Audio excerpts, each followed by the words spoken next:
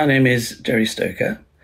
I'm a professor at the University of Southampton in the UK, and for the last 4 years I've been the co-investigator on a large research project looking at issues of trust, particularly political trust.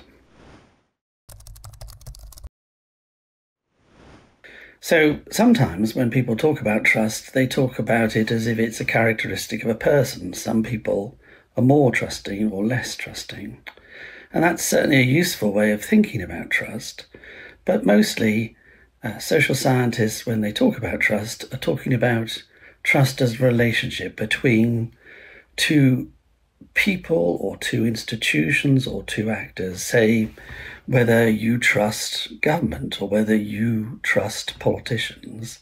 So it's about that relationship between one person and another person or another institution, and whether or not people have enough trust in that person or that institution.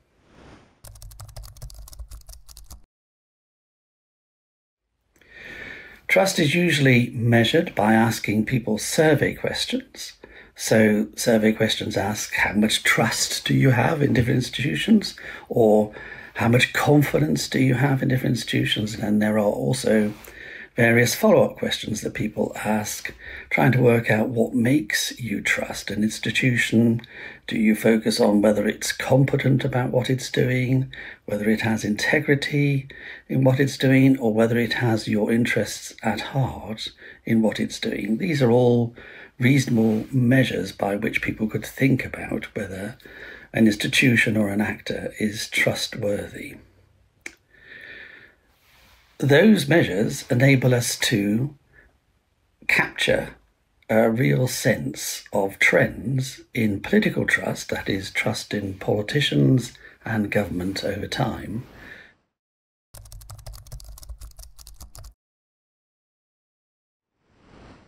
The trust in government tends to go up and down. It's lower in some countries and higher in other countries. But trust in politics, particularly the way that politicians behave and the way the political system work, has largely gone down in most democracies. So we're in a situation where the main instrument for delivering change in our society is an instrument which isn't as trusted as it was in the past. And not only that, in our work, we've tried to develop different measures as well. So we've not only tried to measure whether people trust or don't trust, we tried to say, well, it's not just a question of whether people don't trust politicians or government, it's whether they actively distrust politicians and government. And distrust, I think, is slightly stronger than simply not trusting. It means that you feel very strongly that this is an institution or an actor that is not acting in your interests. And there is another way of thinking about trust as well, which focuses on the concept of mistrust, which is whether people have just simply become more skeptical, whether they are more questioning of those in authority and those in power. And that might also be a factor in explaining the trends that we've identified in terms of there being an overall loss of political trust in many democracies over the last 2 or 3 decades.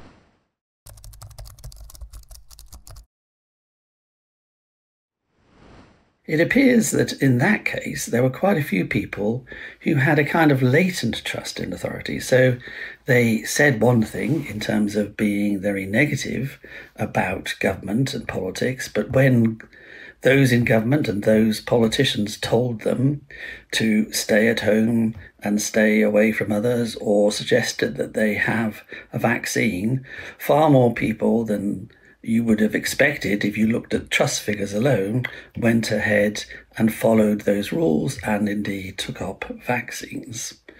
And in one particular case, the case of France, for example, there was quite an amusing difference between people's negative attitudes towards politicians and government and their negative attitudes towards the rules and vaccines, and the very high take-up, particularly of vaccines in that country, one of the highest take-ups in the whole of Europe.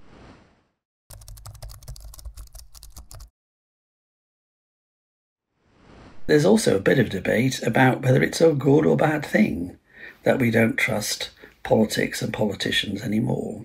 After all, one of the founding principles of democracy was to enable people to challenge those in authority. So not trusting and being able to challenge those in authority you might consider to be a good thing. So maybe the crucial thing is not whether you trust or not, but whether you can make the right just judgment. Can you trust when trust is justified, and can you not give trust when it's not justified?